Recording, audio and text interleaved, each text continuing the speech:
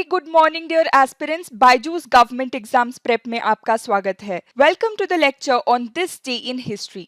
इस वीडियो में हम चर्चा करेंगे उन सारे महत्वपूर्ण घटनाओं को जो आज के दिन यानी कि 12 दिसंबर को घटित हुई थी। We shall discuss all the important events and facts that are most important from the point of view of all the government exams, followed by some practice questions at the end of the lecture based on today's discussion. चलिए शुरू करते हैं आज का discussion beginning with 1872 birth of Balkrishna Shivram Munje. Balkrishna Shivram Munje was a freedom fighter and the leader of Hindu Mahasabha. B.S. Munje was born on 12th of December 1872 in Bilaspur in central Indian provinces of British India. ये Bombay municipal corporation में एक medical officer के रूप में काम करते थे, लेकिन इन्होंने सेकेंड बोयर वॉर जो साउथ अफ्रीका में लड़ा गया था इसके दौरान इस्तीफा दे दिया ताकि ये बोयर युद्ध में अपना योगदान दे सके थ्रू द मेडिकल विंग। इन्होंने ये कदम उठाया क्योंकि ये मिलिट्री लाइफ में रुचि रखते थे। He also started the Bhonsala military school in Nashik in order to provide military training to Hindus. इन्होंने नागपुर में डेली महाराष्ट्र नामक एक समाचार पत्र भी शुरू किया। ये संस्कृत विद्वान भी थे। Moonje was the All India President of the Hindu Mahasabha. This was from 1927 until he handed over the charge to V.D. Savarkar in the year 1937. 1948 में इनकी मृत्यु हो गई। अब हिंदू महासभा की बात की जाए तो इसकी स्थापना की गई थी हिंदू कम्युनिटी के राइट को प्रोटेक्ट करने के लिए after the formation of All India Muslim League in the year 1906 and the British government's creation of separate Muslim electorate under the Minto and Morley reforms of 1909. ये बात भी याद रखिएगा कि हिंदू महासभा ने गांधीवादी फ्रीडम मूवमेंट का सपोर्ट नहीं किया। इसके फाउंडर थे Madan Mohan Malviya. The founder of Hindu Mahasabha was Madan Mohan Malviya. अगला टॉपिक जो हम डिस्कस करने वाले हैं वो है 1905 में बर्थ ऑफ मुल्क राज आनंद। ये भारतीय मूल के पहले अंग्रेजी लेखकों में से एक है। इनका जन्म हुआ था 12 दिसंबर 1905 में इन पेशावर। इनको आर के नारायण, अहमद अली, राजा राव के साथ साथ इंडो एंग्लियन फिक्शन का प्रवर्तक माना जाता है। नॉवेल्स द्वारा भारत के समाज के गरीब जातियों के जीवन चित्रण के लिए ये प्रसिद्ध है। His first novel Untouchable was published in the year 1935. ये इनका पहला नॉवेल था। आनंद was a lifelong socialist. ये एक समाजवादी थे। His novels attack different aspects of India's social structure and legacy of British rule in India. इनके प्रमुख नॉवेल्स है The Village, Across the Black Waters, The Sword and the Sickle, which were written in England. The other important novels, Coolie and The Private Life of an Indian Prince, were written by him in India. Now let's talk about the awards he has won. 1953 में world peace council द्वारा इनको international peace prize से सम्मानित किया गया था।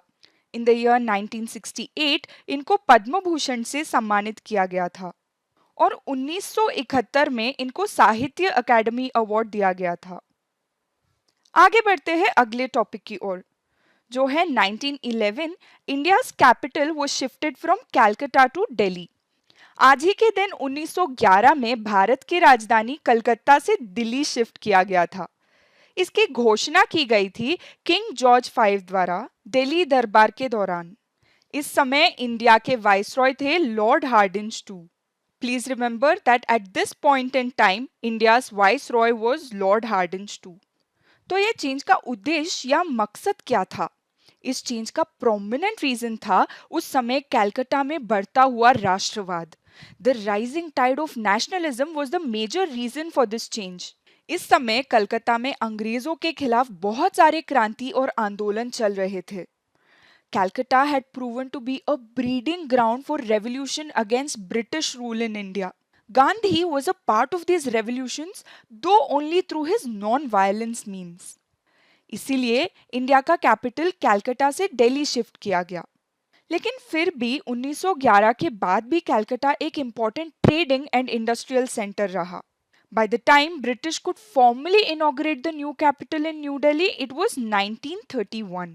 दिल्ली का inauguration किया गया था as the capital of British India by viceroy and governor general of India lord Irwin on 13th of February 1931. तो ये याद रखिएगा कि फॉर्मली 13th February 1931 को दिल्ली भारत का राजधानी बना।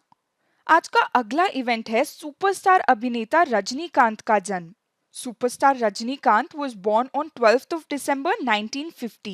He is regarded as one of the greatest and most popular actors in the history of Indian cinema.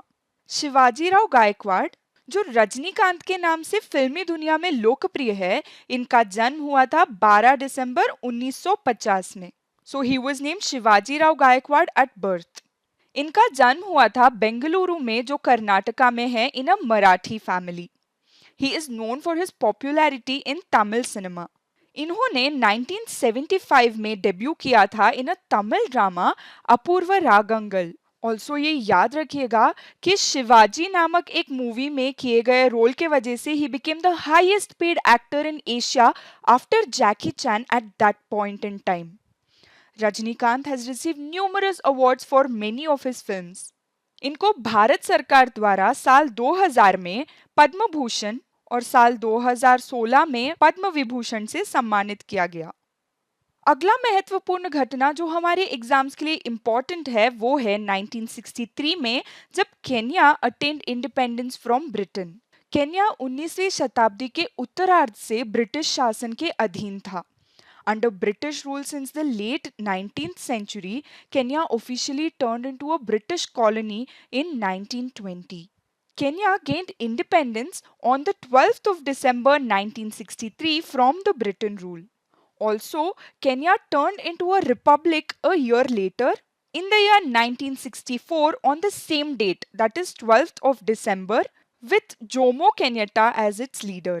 1964 में इसी दिन केन्या एक गणराज्य बना। जोमो केन्याटा केन्या के पहले राष्ट्रपति थे। He became the first president of Republic of Kenya. Kenya जो है ये एक ईस्टर्न अफ्रीकन कंट्री है। इसका राजधानी है Nairobi. Nairobi is the capital of Kenya. अगला इवेंट जो हम डिस्कस करने वाले हैं वो है 1965। India's first indigenous military tank Vijayanta was handed over to the Indian army. Vijayanta का मतलब है विक्टोरियस। ये भारत में बनाया गया था। Vijayanta, the first indigenous military tank, was manufactured by Heavy Vehicles Factory in Awadhi in Chennai. Tank को डिजाइन किया गया था यूनाइटेड किंगडम के वाइकर्स नामक एक कंपनी द्वारा। The battle tank is based on a British model Chieftain. It uses Chieftain steering engine, fire control system and transmission. इसमें 6 pair smoke grenade launchers भी है। ये जो मेन बैटल टैंक विजयांता है, इसको एक्सटेंसिवली यूज किया गया था ड्यूरिंग द इंडो पाक war of 1971 and also in operation blue star. The Vijayanta MBT was phased out by the army in the year 2008. MBT का मतलब है मेन बैटल टैंक। आपको यहाँ ये इम्पोर्टेंट फैक्ट को याद रखना होगा कि मेन बैटल टैंक विजयांता जो है ये भारत में बनाया गया पहला मिलिट्री टैंक है। It was the first indigenously developed military tank.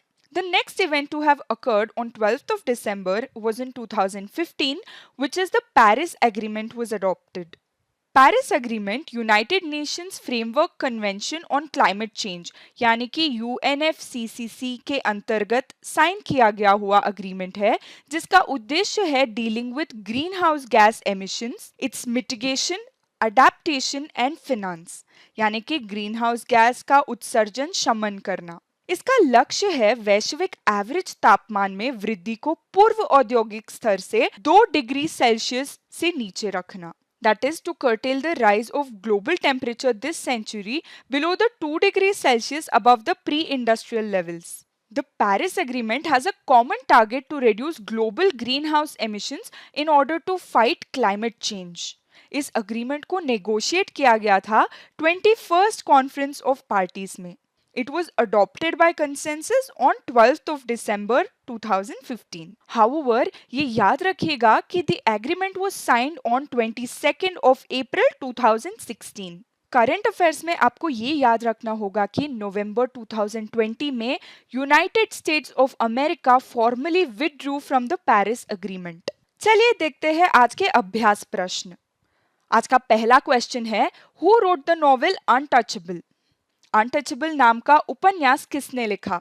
Option A Mohandas Karamchand Gandhi, option B doctor B R Ambedkar, option C Mulk Raj Anand या ऑप्शन डी बालकृष्ण शिवराम मुंजे। अगला प्रश्न, who was the viceroy when the British India's capital was shifted from Calcutta to Delhi? Is it option A Lord Hardinge two, option B Lord Chelmsford, option C Lord Minto या option D Lord Irwin.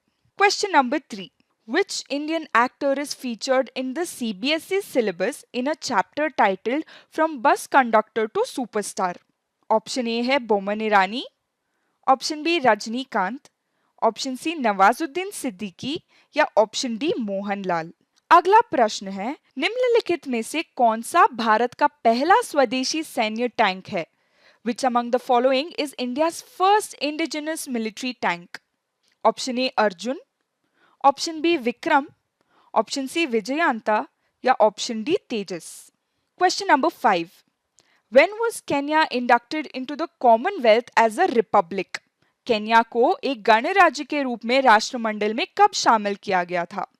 Option A 1962, option B 1963, option C 1964 या option D 1965। अगर आपने इस discussion को ध्यान से सुना है तो इन सारे प्रश्नों का उत्तर देना आपके लिए बहुत आसान हो जाएगा। आप कमेंट सेक्शन में अपना उत्तर लिख सकते हैं। मैं उम्मीद करती हूँ कि आज का डिस्कशन आपको पसंद आया हो। अगर आपको आज का डिस्कशन आपके गवर्नमेंट एग्जाम्स के लिए लाभदायक लगा हो तो इस वीडियो को लाइक ज़रूर करिए और अपने फेलो एस्पिरेंट्स के साथ शेयर भी कीजिए। कल फिर से मुलाकात होगी for more important facts for your government exams. Thank you for watching.